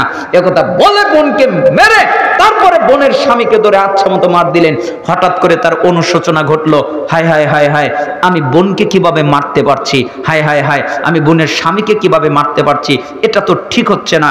এই কথা বলে তিনি দাঁড়িয়ে গেলেন, উঠে গেলেন। এরপরে বললেন, আচ্ছা তোমরা কি পড়ছিলে? তখন বোন কান্নার স্বর নিয়ে বললেন যে আপনাকে দেওয়া যাবে না। কেন আমাকে দেওয়া যাবে না? আপনি হলেন অপবিত্র। তাহলে আমাকে কি করতে হবে? আপনি আগে গোসল করে আছেন। আচ্ছা ঠিক আছে। ওমর ইবনুল খাত্তাব রাদিয়াল্লাহু আনহু গোসল করে আসলেন। এরপরে বোন ডাকলেন, খাব্বাব বের হয়ে আসো। খাব্বাব বের হয়ে আসলেন। এরপরে ওমর রাদিয়াল্লাহু আনহুর হাতে কোরআন দিয়ে দেওয়া হলো। তিনি কোরআন পড়ছেন আর বলছেন, এটা তো কোনো মানব রচিত কিতাব হতে পারে না, এটা তো কোনো জাদুকরের জাদু হতে পারে না, এটা তো কোনো গণকের গণনা হতে পারে না, এটা তো কোনো রকমের হতে পারে না। এ কথা বলতে বলতে তিনি বললেন, বোন তুমি কি মুহাম্মদের কাছে নিয়ে যাবে? আমি তাহলে ইসলাম কবুল করতাম। এটা তো সুন্দর, এই কথার কারণে আমি কাউকে মারতে চাচ্ছিলাম, এত সুন্দর বাক্যের কারণে আমি তাকে মারতে চাচ্ছিলাম, নিয়ে যাবে? আচ্ছা চলেন। ওমর ইবনুল খাত্তাব রাদিয়াল্লাহু আনহু রাসূলের কাছে চলে গেলেন। এরপরে দরজায় নক করলেন, ভিতর থেকে একজন সাহাবী ফুসকি দিলেন, আড়াল দিয়ে দেখলেন যে ওমর। তখন তিনি বলাবলি করলেন, ওমর এসেছে, মনে হয় খারাপ কিছু করবে। হামজা রাদিয়াল্লাহু আনহু রাসূলের চাচা, তিনি বললেন, দরজা খুলে দাও, ওমর যদি কল্যাণ চায় আমরা তাকে কল্যাণ দিব, সে যদি রাসূলকে হত্যা করতে চায় তাহলে আমি হামজা তার বিরুদ্ধে যথেষ্ট, দরজা তুমি খুলে দাও। দরজা খুলে দেওয়া হলো। ওমর ঘরে ঢুকলেন, প্রথম বাক্য বললেন, মুহাম্মদ আশহাদু আল্লা ইলাহা ইল্লাল্লাহ ওয়া আশহাদু আন্না মুহাম্মাদান আবদুহু ওয়া রাসূলুহু। আমি সাক্ষ্য দিচ্ছি আল্লাহ ছাড়া সত্যিকার কোনো ইলাহ নেই। আমি সাক্ষ্য দিচ্ছি আপনি মুহাম্মদ সাল্লাল্লাহু আলাইহি সাল্লাম আল্লাহর বান্দা ও রাসূল। এই কথা বলেই সবার চোখে মুখে হাসি ফুটে গেল। তখন ওই যে আল্লাহ নবী বলেছিলেন, আল্লাহ তুমি আবু জাহেল অথবা উমার দুজনের একজনকে তুমি ইসলামের জন্য কবুল করো। সাহাবীরা দেখতে পেলেন যে আল্লাহর নবীর দোয়া কত তাড়াতাড়ি কবুল হয়ে গেল, একথা তাদের মনে পড়ে গেল। তখন উমার বললেন, আল্লাহর নবী আপনাকে একটা কথা বলো, আচ্ছা আমরা কি মিথ্যা ধর্মের উপরে আছি? না না, আমরা মিথ্যা ধর্মের উপরে থাকবো কেন? আমরা চূড়ান্ত সঠিক দিনের উপরে আছি। তা আমরা যদি সঠিকের উপরে থাকি তাহলে দাওয়াত গোপন থাকবে কেন? আজ থেকে আমি উমার ঘোষণা দিলাম, প্রকাশ্যে ইসলামের দাওয়াত শুরু হবে। আজ থেকে প্রকাশ্যে ইসলামের দাওয়াত দেওয়া হবে। উমার যেদিন ইসলাম কবুল করলেন ওই দিন থেকে প্রকাশ্যে ইসলাম দাওয়াত দেওয়া শুরু হয়ে গেল। এ হলো উমার। উমারের কারণে প্রকাশ্যে ইসলাম দাওয়াত শুরু হয়ে গেল। ওই উমার বলছেন, হায় হায় হায় আমার কি হবে, হায় আফসোস আমার কি হবে। লা হাজ্জা ফিল ইসলাম লিমান তারাকাস সালাহ। ওই ব্যক্তির ইসলামে কোনো জায়গা নেই যে ব্যক্তি সালাত আদায় করে না। পরবর্তী প্রজন্ম তাবি আব্দুল্লাহ বিন শাকিক, তিনি বলেন, কানা সাহাবু মুহাম্মদ সাল্লাল্লাহু আলাইহি ওয়াসাল্লাম লা ইয়ারুনা শাইআম মিনাল আমাল তারকু কুফরুন গায়রাস সালাহ। সাহাবীরা আমলের মধ্যে কোনো আমল ছেড়ে দেওয়াকে কুফরি মনে করতেন না, একমাত্র সালাত ছাড়া। কেউ যদি সালাত দিত তাহলে সাহাবীরা তাকে কাফের মনে করত। সাহাবীদের ফতোয়া এটা, তাবিঈদের ফতোয়া এটা, যারা সালাত আদায় করে না তারা কাফের। ইমাম আহমদ বিন হাম্বল রাহিমাহুল্লাহ তার উসুলুস সুন্নাহ আকীদার কিতাবের মধ্যে আকীদা পরিষ্কার করেছেন, যারা সালাত ত্যাগ করলো ওরা কুফরি করলো, আর এই কুফরের কারণে ওরা কাফের হয়ে গেল। আর ইসলামী শাসক যদি থাকে তাহলে ওদেরকে হত্যা করা ইসলামী শাসকের জন্য বৈধ হয়ে গেল। তাহলে যারা সালাত আদায় করে না তারা কত খারাপ। আসমানের নিচে জমিনের উপরে সবচেয়ে খারাপ, সবচেয়ে বর্বর হচ্ছে তারা যারা সালাত নামাজ আদায় করে না। তাদের জন্য সালাফরা ফতোয়া দিয়েছেন, যারা সালাত আদায় করে না তারা মেয়েকে বিয়ে দিতে পারবে না, অভিভাবক হতে পারবে না, ওলি হতে পারবে না। সে যদি মেয়েকে বিবাহ দেয় তাহলে বিবাহ টিকবে না, বিবাহ বাতিল। কেন? বেনামাজি বাপ মেয়ের বিবাহ দিতে পারবে না, ওই বিয়ে বাতিল, ওই বিয়ে হবে না, ওই বিয়ে নিষেধ। যেই যুবক সালাত আদায় করে না, নামাজ পড়ে না, ওই যুবকের সাথে কোনো নামাজি মেয়েকে বিয়ে দেওয়া যাবে না। কেন? ওই বেনামাজির সাথে যদি নামাজি মেয়েকে বিয়ে দেওয়া হয় তাহলে বিয়ে টিকবে না, এ বিয়ে বাতিল, এ বিয়ে হারাম। যতবার তারা মেলামেশা করবে ততবার জিনার গুনাহ দুজনের আমলনামায় ঘটবে। বেনামাজি ছেলের সাথে তো বিয়ে দেওয়া যাবেই না, বেনামাজি নারীকেও বিবাহ করা যাবে না, বেনামাজি নারীকে বিবাহ করা নিষেধ। এজন্যই তো সালাফরা বলতেন যে স্বামী সালাত আদায় করে, স্ত্রী সালাত আদায় করে না, স্ত্রী সালাত আদায় করে, স্বামী সালাত আদায় করে না, একজন করে আরেকজন করে না, তাহলে এদের মধ্যে তালাক হয়ে যায়। ওই তালাকের নাম হলো অটো তালাক। কি তালাক? অটো তালাক। এক তালাক দু তালাক বলা লাগে না, এমনি তালাক হয়। স্বামী পড়ে না স্ত্রী পড়ে, স্ত্রী পড়ে না স্বামী পড়ে। আল্লাহ তাআলা সূরা মুমতাহিনার 10 নম্বর আয়াতে বলেছেন আলাদা করে দিতে। তার মানে যারা সালাত স্বামী পড়ে স্ত্রী পড়ে না, স্ত্রী পড়ে স্বামী পড়ে না, তারা তালাক ছাড়াই তালাক। যারা সালাত আদায় করে না তাদের কোনো জানাজা নেই। আরে জানাজা তো অনেক দূরের কথা, বেনামাজি যদি মারা যায় বেনামাজির জন্য কাফনের কাপড় কেনা যাবে না। বেনামাজি যদি মারা যায়, বেনামাজিকে গোসল দেওয়া যাবে না। একবার কেন, 1000 বার যদি গোসল দেওয়ায়, 500 বছর যদি সাবান দিয়ে চুবিয়ে রাখে, ও কোনোদিন পবিত্র হতে পারবে না, ও হলো অপবিত্র। বেনামাজি যদি মারা যায়, তার জন্য সুন্দর করে কবর খোনা যাবে না, কবর খনন করা যাবে না। কি করতে হবে? কুত্তাকে যেভাবে গর্ত করে মাটিতে পুঁতে রাখা হয়, ওকে ওরকম করে গর্ত করে পুঁতে রাখতে হবে। কেন? বাহিরে ফেলে দিলে দুর্গন্ধ বের হবে, পচে গলে যাবে, মানুষের কষ্ট হবে, তাই কুত্তার মতো ওকে পুঁতে রাখতে হবে। আর মুসলমানের কবরস্থানে ওকে দাফন করা যাবে না। জানাজা তো দূরের কথা, বেনামাজি মারা গেলে বেনামাজির জানাজা নাই। যত মানুষ বেনামাজির জানাজা পড়বে, তত মানুষ পাপীতে গণ্য হবে। আল্লাহর নবীর চাচা মারা গেলেন, দোয়া করলেন। কেবলই বলেছেন, আল্লাহ আমার চাচাকে ক্ষমা শব্দ উচ্চারণ করার আগেই আল্লাহ আয়াত নাজিল করলেন, মা কানা লিন নবী ওয়াল্লাযিনা আমানু ইয়াস্তাগফিরু লিল মুশরিকিন। নবী যারা তাদের জন্য জায়েজ নয়, আর ঈমানদার যারা তাদের জন্য জায়েজ নয়। কাফেরের জন্য ক্ষমা প্রার্থনা করা, তারা যদি নিকট আত্মীয় হয়। আল্লাহর নবী তার মায়ের কবরের কাছে গেলেন, আল্লাহর কাছে অনুমতি চাইলেন, আল্লাহ দোয়া কি করব? আল্লাহ বললেন, আপনার মায়ের জন্য আপনি ক্ষমা প্রার্থনা চাইতে পারেন না। আল্লাহর নবী তার বাপের কবরে গিয়ে বললেন, দোয়া কি করব? আল্লাহ বললেন, আপনার বাপের জন্য আপনি ক্ষমা প্রার্থনা চাইতে পারেন না। আল্লাহর নবী তার মায়ের জন্য দোয়া করতে পারে না, আল্লাহর নবী তার বাবার জন্য দোয়া করতে পারে না, আল্লাহর নবী তার চাচার জন্য দোয়া করতে পারে না। আল্লাহ সূরা তাওবার 84 নম্বর আয়াতে নিষেধ করেছেন, যারা সালাত আদায় করে না তাদের জানাজা পড়া নিষেধ, যারা মুশরিক, যারা কাফের, তাদের জানাজা পড়া নিষেধ। অতএব আপনি মুসলমানের বাচ্চা হয়ে বেনামাজির জানাজা কি করে পড়তে পারেন? যত মানুষ বেনামাজির জানাজা পড়বে, তত মানুষ পাপীতে গণ্য হবে, নেকি তো অনেক দূরের কথা। কেন বাংলাদেশের মানুষ নামাজি হয় না? আপনি বলছেন আমি রাষ্ট্র ক্ষমতায় গিয়ে ওদেরকে পিটিয়ে সালাত আদায় করাবো, এ থিওরি ঠিক নয়। আপনাকে বলা উচিত ছিল, হে ইমাম সাহেব আপনার উচিত ছিল, হে মুয়াজ্জিন সাহেব আপনার উচিত ছিল, হে আলেম সাহেব আপনার উচিত ছিল। আপনাকে বলতে বাধ্য হতে হতো, যারা বেনামাজি তাদের কোনো জানাজা নেই। আপনারা যদি বেনামাজির জানাজা পড়া বন্ধ করতেন, তাহলে বাংলাদেশের মানুষ এমনি নামাজ পড়া শুরু করতো, এমনি তারা সালাত আদায় করতো। আমি কোনো বেনামাজির জানাজা পড়ি না, আমি কোনো বেনামাজিকে সালাম দেই না, আমি কোনো বেনামাজির সালামের জবাব দেই না, জবাবে শুধু ওয়া আলাইকুম বলি। হাদিসে এতটুকু আছে, আমি বেনামাজির জবাব দেই না সালামের। বেনামাজি কত খারাপ! বেনামাজি যদি কোনো পশু জবে করে, মুরগি জবে করে, ছাগল জবে করে, গরু জবে করে, উট জবে করে, হালাল কোনো প্রাণী জবে করে, তাহলে বেনামাজির জবেকৃত জন্তুর গোশত খাওয়া যাবে না। তাহলে বেনামাজি কত খারাপ! ফাতোয়া আরো অনেক আছে, সময়ের ব্যবধানে আমি আপনাকে বলে দিচ্ছি। হুকমু তারিকুস সালাহ, মুহাম্মদ বিন সালেহ আল উসাইমিন রাহিমাহুল্লাহ, তিনি আরবিতে এই কিতাবটা লিখেছেন।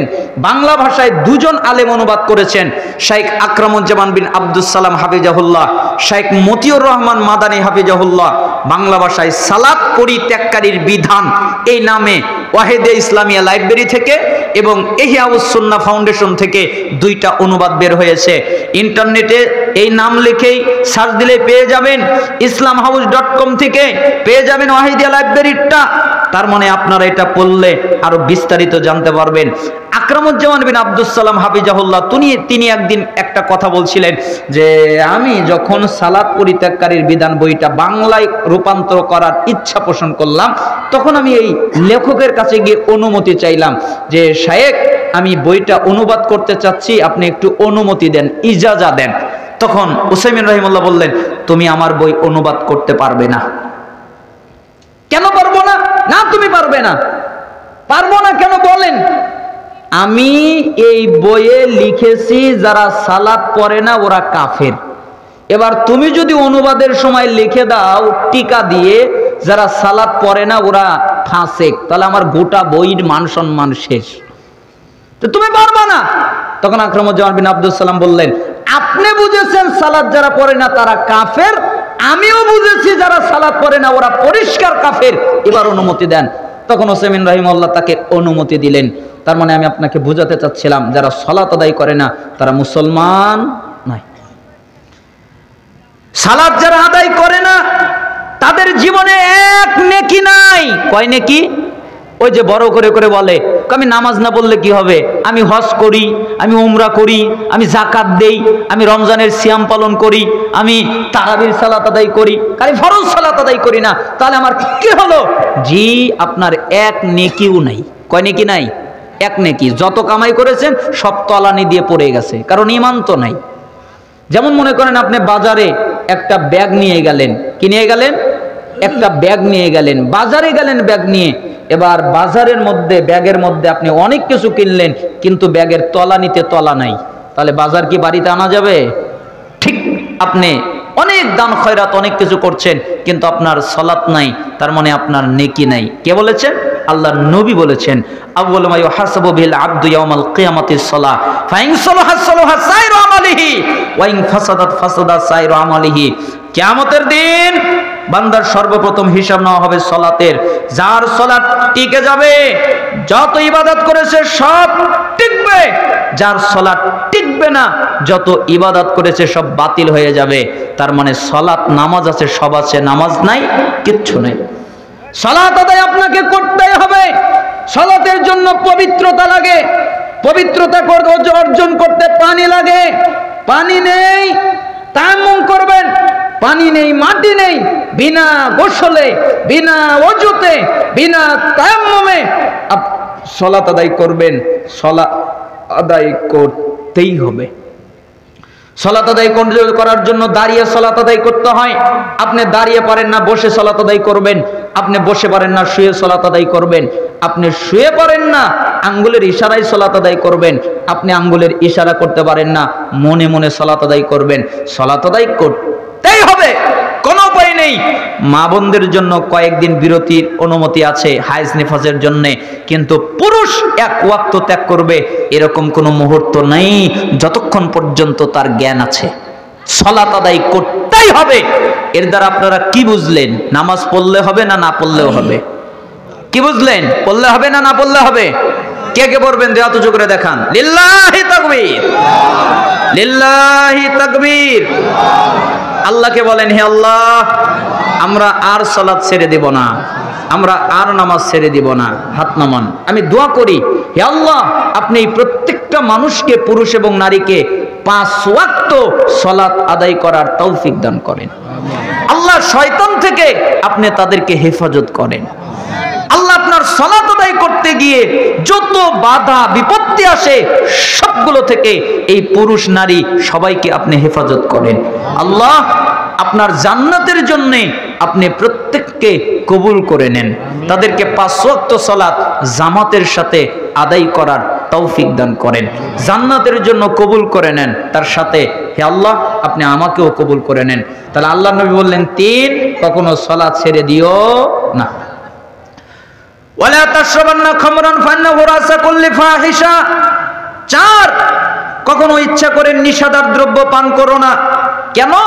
তার সমস্ত অশ্লীলতার মূল, সমস্ত অশ্লীলতার মাথা নিষাদার দ্রব্য, সমস্ত অশ্লীলতার মূল, সমস্ত অশ্লীলতার মাথা।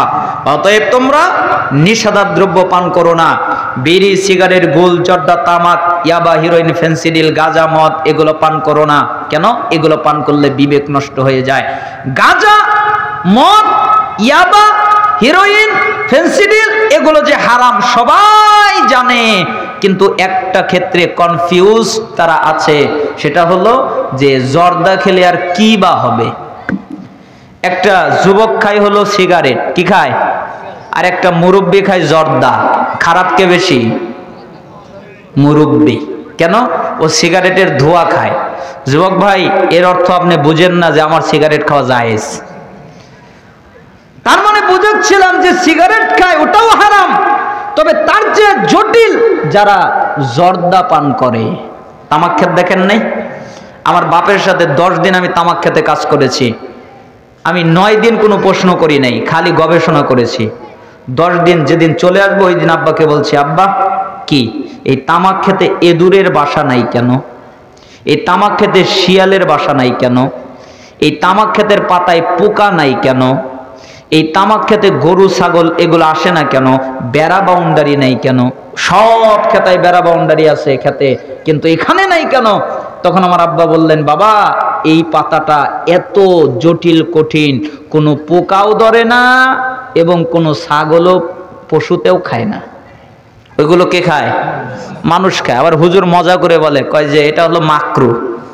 তখন আমি বলি, হুজুর ঠিকই বলেছে, যে হুজুর যে নিজে খায়। এবার যদি হুজুর হারাম বলে তাহলে তো হুজুরের বিপদ হবে। তো কেন আপনি জর্দা পান করবেন?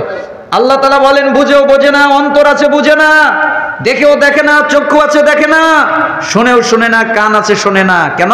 ওই যে প্যাকেটে লেখা আছে ধূমপান স্ট্রোক হয়, ধূমপানের কারণে ক্যান্সার হয়, ধূমপান হৃদরোগের কারণ, ধূমপান বিষপান, মদপান, ধূমপান এটা, আবার জর্দা পান করলে ক্যান্সার হয়, আর কত রোগ হয়, 42টা রোগ হয়। এরকম এক একজন এক একটা লেখে, তারপরেও খায়। কেন?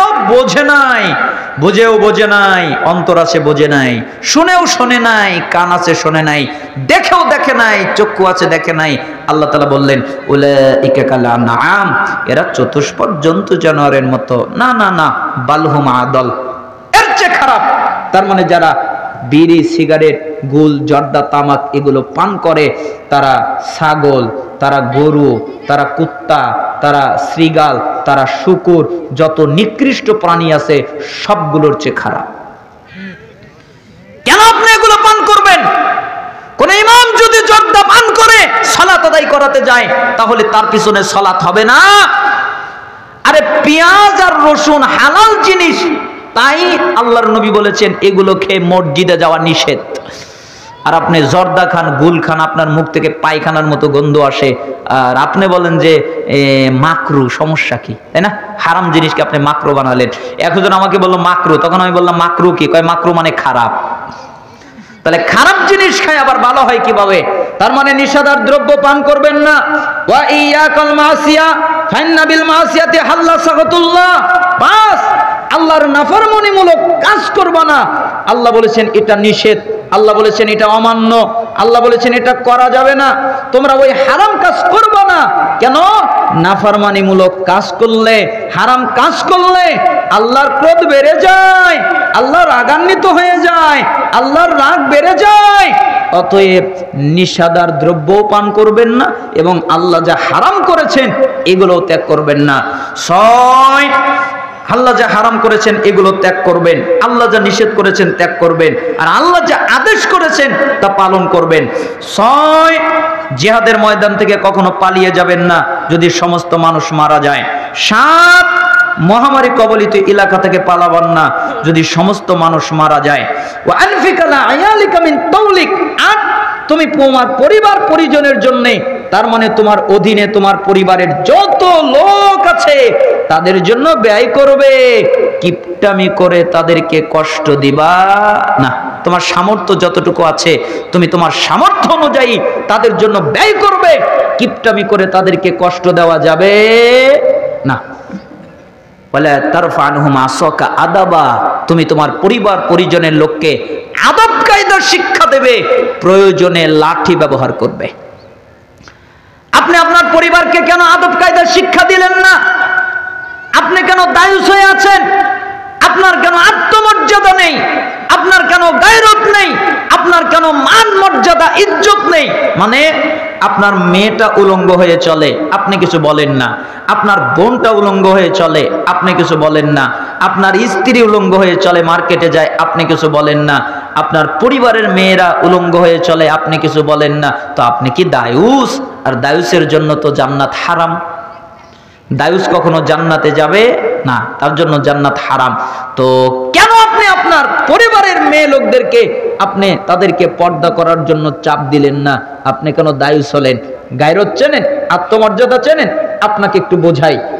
আলী রাদিয়াল্লাহু আনহু দাঁড়িয়েছিলেন, তখন একজন লোক আলী রাদিয়াল্লাহু আনহুকে বললেন, আপনার স্ত্রী কেমন?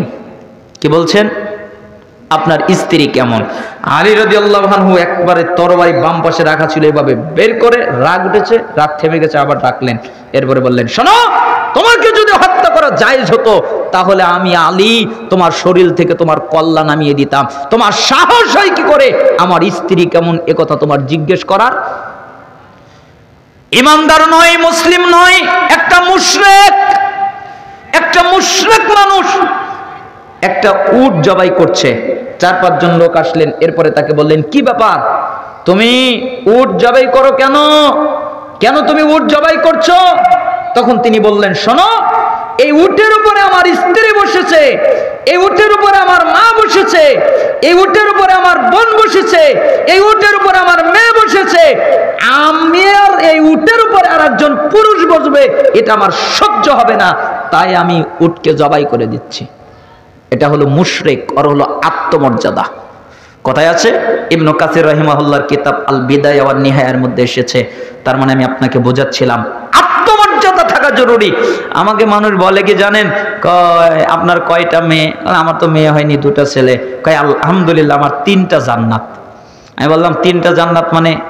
কয় 3টা মেয়ে। মেয়েরা কি করে? কয় একটা লন্ডনে পড়ে। কোথায় পড়ে? উলঙ্গ রাষ্ট্রে পড়ে, লন্ডনে পড়ে, আর সে নাকি জান্নাত 3টা। মানে হাদিসই বোঝে নাই, মনে করেছে 3 মেয়ে হলেই জান্নাত, আর কিছু লাগবে না। অথচ আল্লাহর নবী কি বললেন? যার 3টা মেয়ে হলো, 3টা মেয়েকে আদব কায়দা শিক্ষা দিল, ঈমান শিক্ষা দিল, এরপরে ঈমানদার পাত্রের হাতে তুলে দিল, এই কারণে তার 3টা জান্নাত বা 1টা জান্নাত বা 2টা জান্নাত। কিন্তু আপনি বিবাহ দিলেন বেনামাজির সাথে, কাফেরের সাথে, মুশরিকের সাথে, আপনি জান্নাতের আশা করেন কিভাবে? আপনার মেয়ে বেপরদায় চলে, আপনার মেয়ে উলঙ্গ হয়ে চলে, আপনি কোনো বাধা দেন না, তো আপনি জান্নাতি হলেন কি করে? আল্লাহর নবী হজে একজন সাহাবী যাচ্ছিলেন, আল্লাহর নবী বললেন, সাহাবী বললেন, আল্লাহর নবী আমার স্ত্রী এবছর হজের ইচ্ছা পোষণ করেছে। আল্লাহর নবী বলেন, এই যাও যাও যাও, তোমার জিহাদ করতে হবে না, চলে যাও চলে যাও। কেন? তুমি তোমার স্ত্রীর সাথে হজে যাও। কেন? তোমার স্ত্রী একা হজে যেতে পারবে না, তার জন্য বৈধ নয়, তুমি সাথে যাও। একটা মেয়ে হজে যেতে পারে না স্বামী ছাড়া, ও মার্কেটে যায় কিভাবে? ও মার্কেট করে কিভাবে মাহরাম ছাড়া? কিভাবে করে? আপনার ইজ্জত কই? আপনি কি দায়ুস? আপনার মর্যাদা কই? আপনার আত্মমর্যাদা কই? এজন্য আল্লাহর নবী বললেন, পরিবারের পরিজনের লোককে আদব কায়দার শিক্ষা দেবে, প্রয়োজনে লাঠি ব্যবহার করবে, প্রয়োজন হলে লাঠি দিয়ে পিঠে আদব কায়দার শিক্ষা দিতে হবে। এই ছেলে, তোমার বয়স কত? 7 বছর, তুমি সালাত আদায় করো। তোমার বয়স কত? 10 বছর, সালাত আদায় করো নাই কেন? আব্বা পড়ি নেই, পিটিয়ে সালাত আদায় করবেন। এই সালাত পড় আগে। 10 বছর হলে কি করতে হবে? পিটতে হবে। তা আপনার ছেলের এই অবস্থা হলো কেন তা তো আমি জানি না। আমার বাচ্চার বয়স তো 7 বছর বয়স, আমার বাচ্চা তো 5 ওয়াক্ত সালাত আদায় করে, আমার বাচ্চা তো পুরা কোরআনের প্রায় অনুবাদ করে। তো আপনার কেন হয় না সেটা তো আমি বুঝতে পারি না। আপনি কেন করলেন না? আপনার ছেলে কেন সালাত আদায় করলো না? ও, আপনিই পড়েন না, তো আপনার ডার কি করবে? আমার বাপই পড়ে না, আমার বাপই ওঠে না, আমি পড়ে কি করব? একটু ছেলেদেরকে শিক্ষা দিয়েন, আদব কায়দা শিক্ষা দিয়েন, প্রয়োজনে লাঠি ব্যবহার করবেন। ওয়াখিফাম ফিল্লাহ, এবং তাদেরকে আল্লাহর ব্যাপারে ভয় দেখাবে। স্ত্রীকে বলবে আল্লাহকে ভয় করো, সন্তানকে বলবে আল্লাহকে ভয় করো, মেয়েকে বলবে আল্লাহকে ভয় করো, বোনকে বলবে আল্লাহকে ভয় করো। তোমার পরিবার পরিজনের যত লোক আছে তাদেরকে আল্লাহর ব্যাপারে ভয় দেখাতে থাকবে, আল্লাহকে ভয় করো এ কথা বলবে। আল্লাহ নবী 10টা কথা বললেন। 1, আল্লাহর সাথে শিরিক করবা না, তোমাকে যদি হত্যা করা হয় আগুনে জ্বালিয়ে দেওয়া হয়। 2, পিতামাতার নাফরমানি করবা না, তারা যদি সব ছেড়ে দিতে বলে, স্ত্রী তালাক দিতে বলে, সম্পত্তি ব্যয় করে দিতে বলে, তাই করবে। 3, ইচ্ছা করে ফরজ সালাত ছেড়ে দিবা না, যারা ফরজ সালাত ছেড়ে দেয় তারা কাফের। 4, কখনো নিষেধার দ্রব্য পান করবা না। কেন? জ্ঞান হারিয়ে যায়, বিবেক হারিয়ে যায়। তোমরা কখনো বিড়ি, সিগারেট, গুল, জর্দা, তামাক এগুলো পান করবা না, এগুলো হারাম। 5, আল্লাহর নাফরমানিমূলক কাজ করবা না, যেটা আল্লাহ নিষেধ করেছেন ওটা করবা না, যেটা আল্লাহ আদেশ করেছেন ওটা পালন করবে। 6, জিহাদের ময়দান থেকে পালাবা না, সমস্ত লোক যদি মরে যায়। 7, মহামারী কবলিত এলাকা থেকে পালাবা না, সমস্ত লোক যদি মারা যায়। 8, পরিবারের লোককে তাদের জন্য ব্যয় করবে, যা প্রয়োজন সাধ্য অনুযায়ী ব্যয় করবে, কিপটামি করে তাদের কষ্ট দিবা না। 9, পরিবারের লোককে আদব কায়দা শিক্ষা দেবে, প্রয়োজনে লাঠি ব্যবহার করবে। 10, তাদেরকে আল্লাহর ব্যাপারে ভয় দেখাবে। এ কথা আল্লাহর নবী বললেন। মিশকাত 61 নম্বর হাদিস এবং মুসনাদে আহমদ 21570 নম্বর হাদিস। সময় শেষের দিকে, আমি কখনোই 1 তারিখের মাহফিল আর 1 তারিখে করি না। 14 তারিখ আজকে, 14 তারিখে শেষ করব, 12 তারিখে নিব না। এজন্য দোয়া করছি, হে আল্লাহ আমাদের যারা অসুস্থ তাদেরকে শিফায়ে কামেলা আজিলা দান করেন।